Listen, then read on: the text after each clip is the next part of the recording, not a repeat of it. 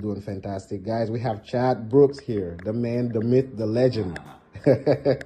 What you been up to, man? Man, just grinding, working hard, man, getting ready for the holidays. And yeah, holiday season. Oh yeah, so exciting. 3 kids and never a dull moment. So yeah, I know you guys been doing vacation and family. Yeah, we just got back from Branson. It was pretty cool. Yeah, how's Branson? Where's Branson though? I don't know. It's in the southwest corner of Missouri in the Ozarks. It's really beautiful. Butts up to Table Rock Lake, which is a really beautiful lake. And the Ozark Mountains in particularly, we try to go each fall. Mm-hmm. You know, I think it's a great metaphor for life, Boubacar. You go out there, you know, late October, early November, and it's yellow and it's green or it's orange, the green's fading, the browns are coming in. Yeah. And it's a real great place to reset spiritually. You know, our families really enjoyed our annual trips there. And it also reminds me, you know, that life has seasons, right? Yeah. It's not always harvest, right? Yeah. You know, there's that transition between summer and winter. Fall's my favorite season. So yeah, we had a great time out there. Yeah. We just got back in town. So dude, that's now awesome. We're back on the grind. Yeah.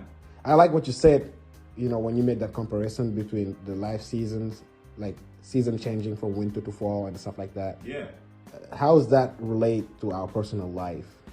You know, that's a great question, but I don't know that there's a universal answer. I can answer it from my own heart, and from my own perspective, right? Sometimes I think, particularly when you're an entrepreneur, right? I think this is especially true. It's true for everybody, but I think especially true for the entrepreneur. Whether you're an owner-operator, whether you have multiple businesses, or whether you're just getting started with a dream, I think sometimes you can put so much pressure on yourself that you expect it to always be summertime. Right? Does that make sense? It makes sense. It really does. The reality is it's not always lake season, man. Yeah. You know, if you try to take your boat out to the lake in December. It's not going to work out. And dive in. Just look around you and then dive in the water and feel that feeling, right? Yeah. So for me, I think how that relates is it's easy, especially for your type A personalities, to always expect it to be summer, but that's just not the way life works, right? Yes. There's seasons to life. And there's seasons to seasons, and sometimes it's a good reminder for me to inspect the things in my life, right? Are these really the things that are bringing value? Are these really the things that are going to be a blessing to myself, to my family, you know, to my peers, my partners, to our teams? So yeah, I think God has a great way of using nature to remind us, but. You know, of course, when I was in my 20s, I never spent any time to slow down. It was always summertime. Yeah. So that's good though, because it has to do a lot with mental health, in a way, because sometimes we can get depressed, right? Just being in our heads. Like you said, it's different seasons, so understanding that, you know, different time of life and what you need to do and how you need to reset your mental. Would you say that's kind of related to mental health, how we feel on a daily basis? Yeah, I think so. And it can be day to day, you know, but there can be seasons, you know, like, and you mentioned mental health, you know, that's my jam. Right? Yeah. Like I love mental health because I was so unaware of its importance in my own personal life, right? Yes. For so many years, I was just on a money grab, more, you know, and I think we were talking even earlier, like, there's that light in your soul. Yeah. Right? And what you want is you want it to always burn bright. Yeah. Right? Yeah. That's what you want. Yeah. And I think that's what God made us to be, is light bearers. It says it in the Word. Right? But sometimes that light gets dim. Right? And that's just, to me, I've learned just a few years ago, I started really diving into, well, what is mental health? And what is brain health? And I've been down a journey that's been very challenging, but it's also been very fulfilling, you know, and it's that transition period where, you know, fall, it looks beautiful until it turns into full-blown winter. Yeah. Right? And then there's pruning. You know, you gotta go cut those trees and you're like, oh my gosh, I gotta cut these trees. And the trees are a metaphor, right? It could be decisions, it could be habits, it could be commitments that you've made, right? It could be relationships you're holding on to. And sometimes you got to prune those, and that can be a painful process. Yeah. But if you can choose to be great and wait, right, then spring is just right around the corner. And that same tree you trim turns into the most beautiful version of itself that you've ever seen. So yeah, I think that's where I see a lot of comparison between nature and mental health. Yes. Because everything, Boubacar, I'm convinced, the more I think about, well, how do you build a better business, right? Or how do you build a better life, or better relationships, or better health? It's an inside job. It is. Right? It's 100% an inside job. So that's where I spend the majority of my time at this stage in my life is trying to work on the innards, right? Yes. Because I spent so much time on outside circumstances, and I still have a passion for chasing those things.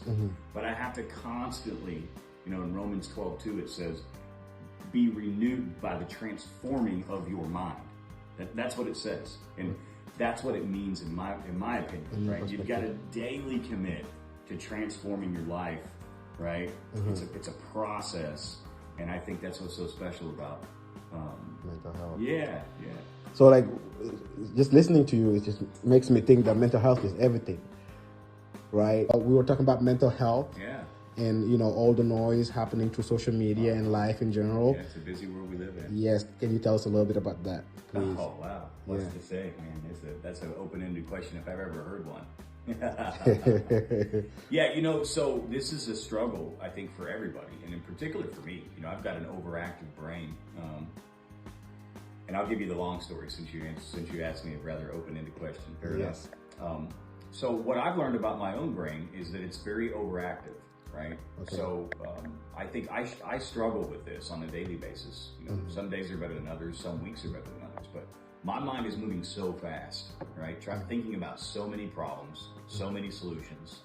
And I think that probably is representative of most people these days. Yep. Right. Because of the inundation with social media. So one thing I try to do, is I try to limit my screen time. And I know this might make some people nervous, but you've known me a long time, right? How often do you hear my phone ring? A lot. When it comes to business. But how often do you hear it audibly ring? Never heard it ring. Never. I never heard it ring. I haven't heard it ring in 4 years. I've seen you on the phone talking, but I've never heard it ring. I'm constantly on the phone, don't get me wrong. Yeah, I'm constantly on the phone. I'm, operating 5 different companies. It's a lot of stuff, raising 3 kids, having a lot of fun, traveling, being involved in church, community, trying to figure out who to help people. But that's my point, right? That's an overactive brain, right? I've got to stay stimulated, right? I can't move in a slow pace. It's just not how I'm wired. Right? Okay.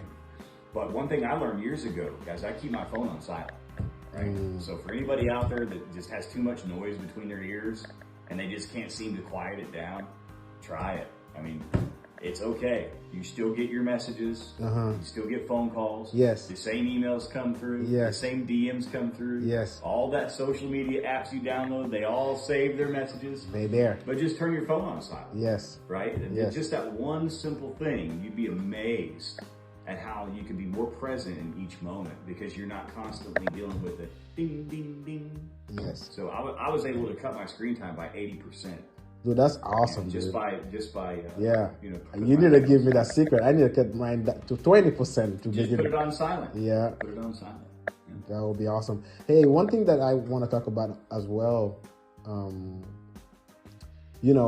we talk about mental health and how time has changed and everything, if you think about it, because you mentioned that you've seen some study or statistics that says, well, how many hours was it that we spend on our phone and stuff? I was reading an article recently. 5 hours is the average. That's the average. 5 hours. Yeah, that's just screen time on mobile devices. Yeah. 5 wow, hours. Dude, that's a lot. It's just even me hearing that right now. I'm like, man, that's scary.